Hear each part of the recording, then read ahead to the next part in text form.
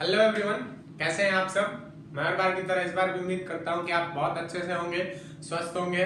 आपका पूरा परिवार भी बहुत अच्छे से होगा, स्वस्थ होगा और सुरक्षित होगा।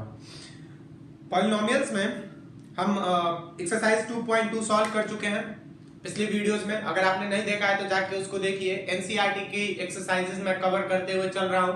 हालांकि मैंने ये भी आपको बोला है कि अगर आपके कुछ क्वेश्चंस डाउट है तो आप उसको मेरे नंबर पे, मेरे व्हाट्सएप नंबर पे या लिंक में कमेंट बॉक्स में उसको कमेंट कीजिए। मैं उसको सॉल्व करके उस पर वीडियो बनाने की कोशिश करूंगा या आपको सॉल्व करके पर्सनली भी भेजने की कोशिश करूंगा। तो आइए इसी क्रम में, इसी सीक्वेंस में आज अगला टॉपिक जो कि संभवतः इस पूरे चैप्टर का लास्ट टॉपिक है, इसको देखते हैं। अच्छा, इसको चालू करने से पहले मैं आपको एक बात बता देता हूं कि आपको अगर कोई कहता है कि इस बार इतना ही सिलेबस है, इस बार कुछ चैप्टर्स हटा दिए गए हैं, और इस बात को ध्यान में रखते हुए अगर आप उन चैप्टर्स को छोड़ने की सोच रहे हैं, उनको स्किप करने की सोच रहे हैं, तो ये अच्छी बात नहीं है, ये बहुत बड़ी भूल है। हो सकता है कि मैं मानता हूं कि सीबीएसई इस टाइम को लेके प्रेशराइज होकर आपका सिलेबस छोटा कर दे। हो सकता है कि 2-4 चैप्टर्स वहां से उड़ा दे, लेकिन इसका मतलब ये नहीं है कि आप उन चैप्टर्स को नहीं पढ़ोगे, क्योंकि ये जो महामारी है ये सिर्फ 1 साल के लिए है, सिर्फ 1 ही साल के लिए है, 2 साल के लिए होगी।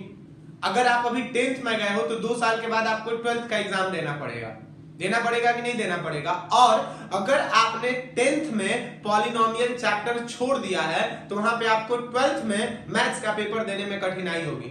अगर आपने 10th में रियल नंबर छोड़ दिया है तो आपको 11th का एग्जाम देने में कठिनाई होगी। इसलिए आप पूरा का पूरा सिलेबस कवर करने की कोशिश कीजिए। आपके पास और टाइम है, एक तरीके से आप घर में बैठे हुए हो, कुछ काम नहीं है, तो सारी चीजें पढ़ने की कोशिश कीजिए। चलिए चालू करते हैं। आज का जो हमारा टॉपिक है वो है division algorithm.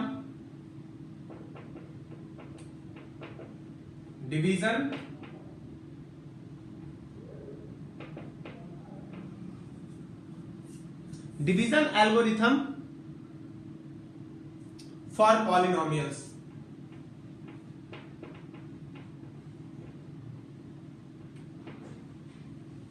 Division algorithm for polynomials. चलिए आइए इसको देखने की कोशिश करते हैं, बनाने की कोशिश करते हैं। अच्छा, पॉलिनोमियल्स का डिवीजन क्या होता है? पॉलिनोमियल्स का डिवीजन क्या होता है? पॉलिनोमियल्स को कैसे डिवाइड किया जाता है, इसको सॉल्व करने की एक एग्जांपल सबसे पहले लेते हैं। एक एग्जांपल। अच्छा, इसका जरूरत क्या है, किसी भी पॉलिनोमियल को डिवाइड करने की जरूरत क्या है, ये भी अभी मैं आपको बताऊंगा। ठीक है, सबसे पहले देखते हैं कि एक पॉलिनोमियल को डिवाइड कैसे करते हैं। ठीक है, तो एक एग्जांपल मैं ले रहा हूं। Divide, DIVIDE, divide 2x square plus 3x plus 1 by x plus 2। 2x square plus 3x plus 1 को किससे डिवाइड करना है? x प्लस 2 से डिवाइड करना है। तो सिंपल सी बात है, देखिए x प्लस 2 को इधर लिखोगे आप, नॉर्मल जो नंबर का डिवीजन करते रहे थे, 2x square plus 3x plus 1। Rule क्या होता है डिवाइड करने का? मैं आपको रूल सिखाने की कोशिश करता हूं कि कैसे डिवाइड किया जाता है। ठीक है, सबसे पहले तो दोनों पॉलिनोमियल्स को स्टैंडर्ड फॉर्म में आप लिखेंगे। यानी कि अगर क्वाड्रेटिक पॉलिनोमियल है, डिवाइजर जो है लीनियर पॉलिनोमियल है, तो उसको किस में लिखेंगे? ax प्लस b के फॉर्मेट में।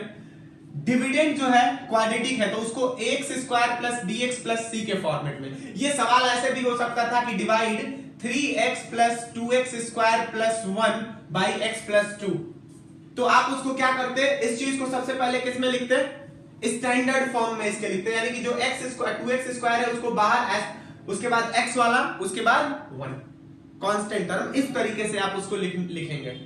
ठीक है, उसके बाद देखिए क्या किया जाता है। किया ये जाता है कि हमको ये फर्स्ट टर्म जो है, फर्स्ट टर्म, इसको पूरा का पूरा एलिमिनेट करा देना रहता है। इस बात को समझिए, हम x यही किया जाता था ना 3 में। अगर मान लो कि 7 को डिवाइड करना है तो हम देखते थे कि कितने बार में जाएगा, तो 2 बार में जा रहा था। हम एक ऐसा काम करेंगे कि ये फर्स्ट टर्म पूरा का पूरा एलिमिनेट हो जाए, बाकी की चिंता नहीं करेंगे हम, तो पूरा का पूरा एलिमिनेट हो जाए। तो x प्लस 2 में हम किस चीज से मल्टीप्लाई करें कि फर्स्ट टर्म 2x स्क्वायर आ जाए। देखो तो x प्लस 2 में अगर तुम 2 से मल्टीप्लाई कर दो तो उसका आंसर आ जाएगा 2x प्लस 4। यहां पे क्या है 2x स्क्वायर है, यहां पे तो 2x आ गया। अगर तुम x प्लस 2 में 2x से मल्टीप्लाई कर दो तो आंसर कितना आ जाएगा 2x square plus 4x। Answer इतना आ जाएगा या नहीं आ जाएगा 2x square plus 4x, 2x square plus 4x। अब देखो 2x स्क्वायर प्लस 4x, अब यहां पे ये अगर यहां पे हम नीचे 2x स्क्वायर लिखेंगे तो ये इससे कंप्लीटली क्या हो जाएगा डिवाइड हो जाएगा। तो हम इसको किस बार में लेके जाएंगे 2x टाइम्स में लेकर जाएंगे। तो ये कितना हो जाएगा 2x स्क्वायर प्लस 4x। ये ऐसे देखो यहां पे साइंस क्या हो जाती है चेंज हो जाती है। अब बच्चे पूछते हैं कि साइंस चेंज कैसी हो जाती है, यानी कि ये प्लस का क्या हो जाता है माइनस हो जाता है, और यहां पे भी प्लस है तो यहां पे भी क्या हो जाएगा माइनस, प्लस छुपा हुआ है। बच्चे पूछते हैं कि साइन चेंज कैसे होता है। देखो साइन चेंज इसकी वजह से होता है कि हम 2x स्क्वायर प्लस 3x में से क्या करते हैं 2x स्क्वायर प्लस 4x को क्या करते हैं घटाते हैं। तो घटाते हैं तो देखो ये जब bracket हटाओगे 2x square plus 3x, ये प्लस है तो माइनस इंटू प्लस कितना हो जाएगा माइनस का 2x स्क्वायर, ये भी प्लस है तो माइनस इंटू प्लस माइनस का 4x। अगर यहीं पे माइनस रहता तो ये क्या हो जाता माइनस इंटू माइनस यहाँ पे प्लस का 4x हो जाता। तो इस तरीके से साइन क्या हो जाता है चेंज हो जाता है। चलिए तो साइन चेंज कर दिया हमने, तो ये प्लस का 3x है और माइनस का 4x है। 3x में से माइनस के 4x को घटाओगे तो आंसर कितना आएगा माइनस का x, और ये टर्म क्या हो गया एलिमिनेट हो गया, प्लस का 2x स्क्वायर माइनस का 2x स्क्वायर। चलिए अब यहाँ पे क्या आ जाएगा एक धीरे धीरे इसको उतारते हैं ना, इसको हम क्या करेंगे नेक्स्ट टर्म को यहाँ पे उतार देंगे। माइनस का x प्लस 1, माइनस का x प्लस 1।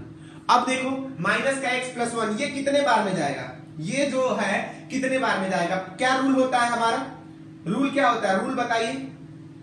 रूल ये होता है कि हम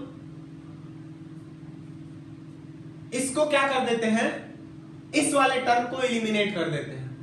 तो यहां पे x प्लस 2 है, हम x प्लस 2 में किस चीज से मल्टीप्लाई करें कि ये वाला पहला टर्म पूरा का पूरा एलिमिनेट हो जाए। तो देखो यहां पे अगर तुम -1 से मल्टीप्लाई कर दोगे इसको x प्लस 2 को -1 से, तो ये कितना हो जाएगा माइनस का x, और ये कितना हो जाएगा माइनस का 2। समझे। अब देखो साइन चेंज, ये प्लस और ये भी प्लस, तो ये प्लस का x और माइनस का x ये क्या हो जाएगा कैंसिल आउट हो जाएगा। ये प्लस का 1 और ये प्लस का 2, यानी कि आंसर क्या हो गया रिमाइंडर क्या हो गया 3। रिमाइंडर क्या हो गया 3 हो गया। देखो डिविडेंड कितना इतना, डिवाइजर कितना इतना, रिमाइंडर सॉरी क्वोशिएंट इतना और रिमाइंडर 3। इस तरीके से कोई भी डिवीजन किया जाता है, कोई भी किसी भी पॉलिनोमियल को डिवाइड किया जाता है। अब अगर तुम चाहो तो चेक कर सकते हो divisor DIVI divisor, divisor divisor जो भी बोलो DIVI sorry divisor is equal to sorry dividend is equal to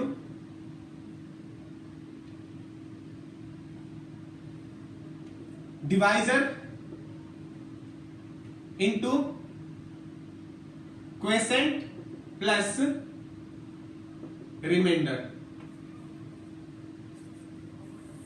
QUOTIENT quotient plus remainder REMAINDER। अब चाहो तो तुम इसको चेक कर लो, डिविडेंड कितना है 2x square plus 3x plus 1 है ना, is equal to 2x square plus 3x plus 1 है। चलो डिवाइजर कितना है x प्लस 2, क्वोशिएंट कितना है 2x माइनस 1 और रिमाइंडर कितना है 3। चलो सॉल्व करने की कोशिश करते हैं। ये हो जाएगा 2x स्क्वायर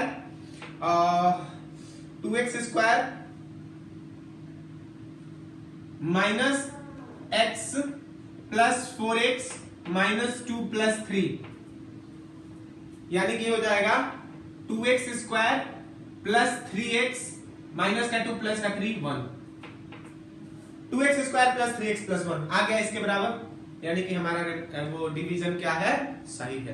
तो ये होता है डिवीजन एल्गोरिथम, ये होता है डिवीजन ऑफ द पॉलिनोमियल्स। कहा जाता है कि इफ px एंड gx, लिख दे रहा हूं मैं इसको, डिवीजन एल्गोरिथम क्या होता है?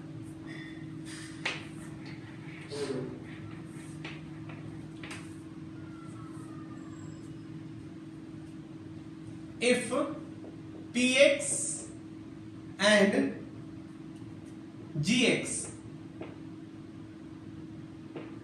are any two polynomials, if px and gx are any two polynomials with gx not is equal to 0, we can find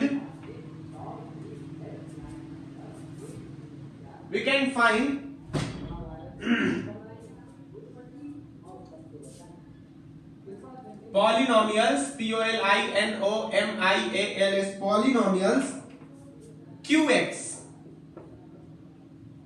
and rx such that px is equal to gx into qx plus rx। वही बात है, देखो if px and gx are any two polynomials, dividend है और divisor है, ये दो polynomials हैं। For any two polynomials with gx not is equal to 0, gx 0 नहीं होना चाहिए, we can find polynomials qx and rx। if p and q are if a and p are two numbers, for any two polynomials we can find two another polynomials। for any, ऐसे लिखा था ना मैंने कि for any two polynomials a and b we can find two more polynomials q and r where a is equal to bq plus r। उसी तरीके से for any two polynomial px and gx we can find two more polynomials gx and rx where px is equal to gx into qx plus rx। वही बात है, dividend is equal to divisor into quotient plus remainder. चलिए अब सवाल ये है कि इसका यूज क्या है, इसका यूज क्या है? तो देखो इसका बहुत इंपॉर्टेंट यूज है, बहुत इंपॉर्टेंट यूज मैं आपको बता रहा हूं, देखिएगा।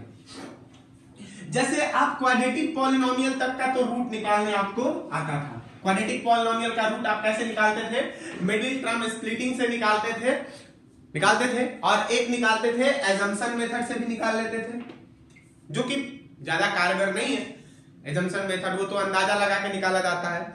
एक इसका डिवीजन ऑफ पॉलिनोमियल का एक बहुत बड़ी जरूरत क्यों है? It is used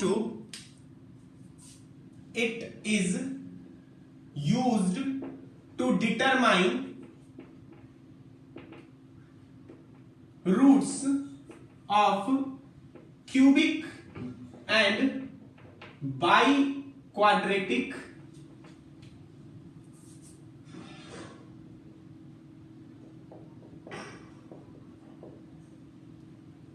polynomials. यह क्यूबिक और बाई क्वाड्रेटिक पॉलिनोमियल्स के रूट निकालने के काम आता है। क्यूबिक और बाई क्वाड्रेटिक पॉलिनोमियल का रूट निकालने के काम आता है। पूछो सर कैसे क्यूबिक या बाई क्वाड्रेटिक पॉलिनोमियल का रूट निकालने के काम आता है? मैं आपको बताता हूं, ध्यान से देखिएगा। जैसे कि एक क्यूबिक पॉलिनोमियल का मैं एग्जांपल ले रहा हूं, ठीक है? एक क्यूबिक पॉलिनोमियल का मैं एग्जांपल ले रहा हूं, जैसे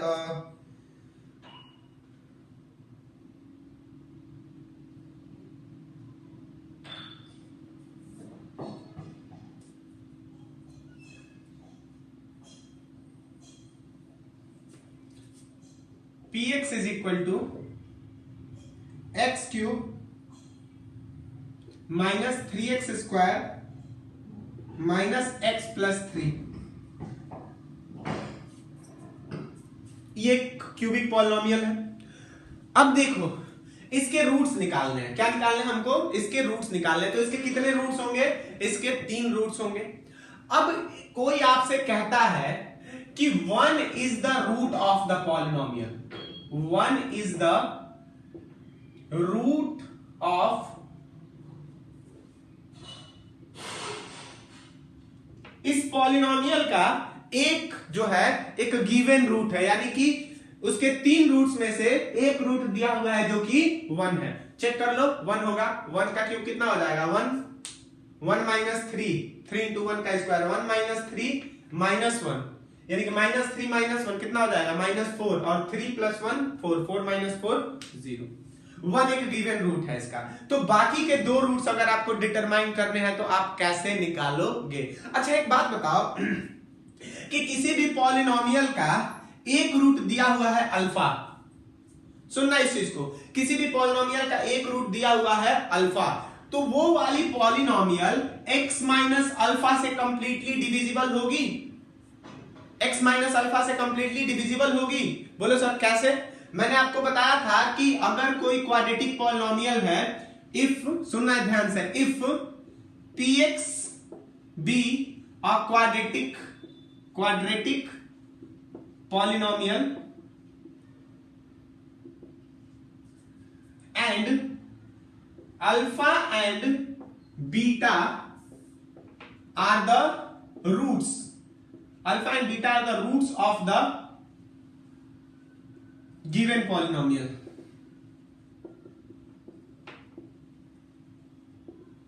अल्फा और बीटा है उस गिवन पॉलिनोमियल के रूट्स हैं, तो आप लिख सकते हो px is equal to k into X minus alpha into X minus beta. याद आ रही है आपको बात? हम px को क्या लिख सकते हैं? k into X minus alpha into X minus beta लिख सकते हैं। यानी कि अगर अल्फा एक रूट दिया हुआ है, जैसे मान लो ये एक कॉन्सेप्ट था, लिखा दिया हुआ है कि इस पॉलिनोमियल का 1 एक रूट है, ये अल्फा ही मान लो, तो ये पॉलिनोमियल x माइनस 1 से कंप्लीटली डिविजिबल होगी कि नहीं होगी? x माइनस 1 से कंप्लीटली डिविजिबल होगी। ये वाला जो पॉलिनोमियल जो आया है, अल्फा इसका एक रूट है, तो ये पॉलिनोमियल x माइनस अल्फा से डिविजिबल नहीं होगा। देखो तो x माइनस अल्फा से ऐसे कर दो तो ये डिवाइड नहीं हो जा रहा है, या बीटा से भी डिविजिबल होगा। उसी तरीके से ये इस पॉलिनोमियल का एक रूट क्या है? 1 है, तो ये पॉलिनोमियल x माइनस 1 से क्या होगी? कंप्लीटली डिविजिबल होगी। इसको नोट कर लो चाहो तो।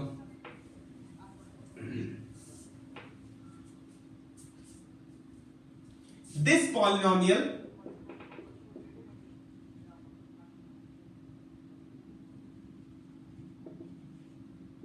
is divisible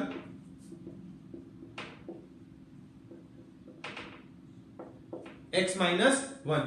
इस बात को अगर चाहो तो तुम नोट कर सकते हो कि अगर अल्फा कोई एक गिवन रूट है तो किसी पॉलिनोमियल का, तो वो पॉलिनोमियल x माइनस अल्फा से क्या हो जाएगी? कंप्लीटली डिविजिबल होगी। अगर किसी पॉलिनोमियल का बीटा रूट है तो वो पॉलिनोमियल x माइनस बीटा से क्या होगी? कंप्लीटली डिविजिबल होगी। लिख लो इस चीज को। अगर किसी पॉलिनोमियल का गामा रूट है तो वो पॉलिनोमियल x माइनस गामा से कंप्लीटली डिविजिबल होगी ही होगी। तो ये वाला पॉलिनोमियल x माइनस 1 से क्या हो जाएगा? कंप्लीटली डिविजिबल होगा। चलो आप चेक कर लेते हैं, डिवाइड कर लेते हैं। यानी कि x cube minus 3x square minus x plus 3। चलो रूल मैंने बताया था कि ये वाला कंप्लीटली क्या हो जाना चाहिए? चला जाना चाहिए। तो x में किससे मल्टीप्लाई करें कि x क्यूब आ जाए? तो वो होगा x स्क्वायर से, तो ये हो जाएगा x क्यूब, इस पूरे टर्म में मल्टीप्लाई करना पड़ेगा ना, x cube minus x square. जैसा कि मैंने आपको बताया था कि साइन बदल जाता है, तो ये माइनस हो जाएगा और ये क्या हो जाएगा? प्लस हो जाएगा। तो ये x क्यूब से x क्यूब गया, प्लस का x क्यूब माइनस का x क्यूब, ये प्लस का x स्क्वायर और माइनस का 3x स्क्वायर। आंसर कितना आ जाएगा? माइनस का 2x स्क्वायर माइनस x। ठीक, अब इस पूरे टर्म में किससे मल्टीप्लाई करेंगे? आंसर माइनस का 2x स्क्वायर आ जाए, तो मेरे ख्याल से माइनस के 2x से, माइनस के 2x से करेंगे तो कितना हो जाएगा? माइनस का 2x स्क्वायर, और माइनस का 2x इंटू माइनस का 1 कितना हो जाएगा? प्लस का 2x हो जाएगा ना, माइनस का 2x इंटू माइनस का 1 प्लस का 2x। चलो ये साइन बदल दो, प्लस और इधर माइनस, तो ये माइनस का 2x स्क्वायर प्लस का 2x स्क्वायर कैंसिल आउट हो गया। ये माइनस का 2x और ये माइनस का x कितना हो जाएगा? माइनस का 3x और प्लस का 3। अब इस x में किससे मल्टीप्लाई करें? इस पूरे सॉरी इस टर्म में, इस पॉलिनोमियल में किससे मल्टीप्लाई करें कि माइनस 3x आ जाए पहला टर्म? तो वो मेरे ख्याल से माइनस 3 से, तो माइनस 3 से करोगे तो माइनस का 3x और माइनस का 3 इंटू माइनस का 1 प्लस का 3। ये देखो तो पूरा का पूरा कट गया, यानी कि ये कंप्लीटली क्या हो गया? डिविजिबल हो गया। समझ में आ गई बात। अब देखो रिमाइंडर क्या हो गया, जीरो हो गया। तो जब रिमाइंडर जीरो हो जाता है तो डिविडेंड किसके बराबर हो जाता है, जब रिमाइंडर जीरो हो जाता है तो डिविडेंड जो होता है वो किसके बराबर हो जाता है, डिवाइजर इनटू क्वेश्चन के बराबर, क्योंकि रिमाइंडर की वैल्यू क्या हो गई, जीरो हो गई ना। अरे यार यहां पे divider into Q U O T I E N पूरा नहीं लिख रहा हूं मैं। a इज इक्वल टू सिर्फ किसके बराबर, बी क्यू के बराबर, क्यों, क्योंकि r क्या हो गया, जीरो हो गया। तो आओ अब एक काम करते हैं, इसके रूट्स निकालने। तो रूट्स निकालने का मतलब क्या होता है, स्प्लिट कर दोगे तो रूट्स निकल जाएंगे, मिडिल टर्म स्प्लिट। उस पूरे पॉलिनोमियल को ब्रैकेट्स में हमने स्प्लिट कर दिया था, इसको भी स्प्लिट करेंगे। तो हम इस पॉलिनोमियल को देखना है यहां पे ध्यान से, x cube minus 3x square, x cube minus 3x square minus x plus 3 को क्या लिख सकते हैं, इसको हम लिख सकते हैं x माइनस 1 और ब्रैकेट में ये तो हो गया डिवाइजर इनटू क्वेश्चन, यानी कि x square minus 2x minus 3, ऐसा कुछ लिख सकते हैं इस पॉलिनोमियल को। अब देखो ये हो गया हमारा x माइनस 1 और इधर x square minus 2x plus 3 है, ये क्या हो गया, क्वाड्रेटिक पॉलिनोमियल हो गया। और क्वाड्रेटिक पॉलिनोमियल को हम बड़ी आसानी से क्या कर सकते हैं, मिडिल टर्म स्प्लिट करके लीनियर पॉलिनोमियल बना सकते हैं। तो चलो इसको बनाने की कोशिश करेंगे। तो माइनस का 3 आएगा ना, माइनस का 3x स्क्वायर। अब क्या करें हम, इसको मिडिल टर्म स्प्लिट कर दो ना यार, तो ये हो जाएगा एक्स स्क्वायर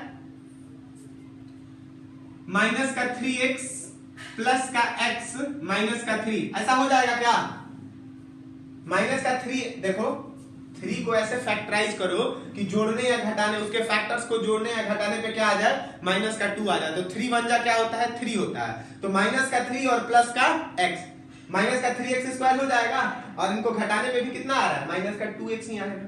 चलो तो इसको लिखो x माइनस 1 और ये हो जाएगा, इस पे कॉमन ले लो, ऐसे लिख दो। इसमें अगर कॉमन ले लोगे तो कितना हो जाएगा, इसमें हो जाएगा x माइनस 3, x कॉमन ले लोगे इन दोनों में से तो, और इधर क्या ले लो कॉमन, इधर प्लस 1 कॉमन ले लो, तो ये क्या हो जाएगा x माइनस 3। समझ रहे हो इस चीज को। तो अब इसको यहां पे लिख दो x माइनस 1, x माइनस 3 और x प्लस 1। देखो तो इस क्वाड्रेटिक इस क्यूबिक पॉलिनोमियल को हमने लीनियर पॉलिनोमियल के फॉर्म में क्या कर दिया, स्प्लिट कर दिया। अब उस समय क्या करते थे हम, जो दो क्वाड्रेटिक आते थे उनको जीरो से इक्वेट करा देते थे ना, इस बार भी हम इनको क्या करेंगे, जीरो से इक्वेट करा देंगे। तो देखो उस समय 2 बक्से बनते थे, इस समय 3 बनेंगे। एक हो जाएगा x minus 1 is equal to 0, ये तो पता है खैर हमको। एक हो जाएगा x minus 3 is equal to 0 और एक हो जाएगा x plus 1 is equal to 0। तो यहां से x इज इक्वल टू कितना हो जाएगा 1, यहां से x इज इक्वल टू कितना हो जाएगा 3 और यहां से x इज इक्वल टू कितना हो जाएगा माइनस का 1, यानी कि alpha is equal to 1, beta is equal to 3 और gamma is equal to minus 1। ये 3 रूट्स आ गए, समझ में आ गई बात। ये इस तरीके से सवाल इसके बनते हैं। बाई क्वाड्रेटिक का भी एक्सरसाइज जब मैं बनवाऊंगा तो उस समय उसमें बाई क्वाड्रेटिक का भी आएगा। तो ये डिवीजन एल्गोरिथम है और ये इसका क्या है, यूज है। ठीक है, तो चलिए आज की क्लास यहीं पे खत्म करते हैं। पढ़ाई करते रहिए।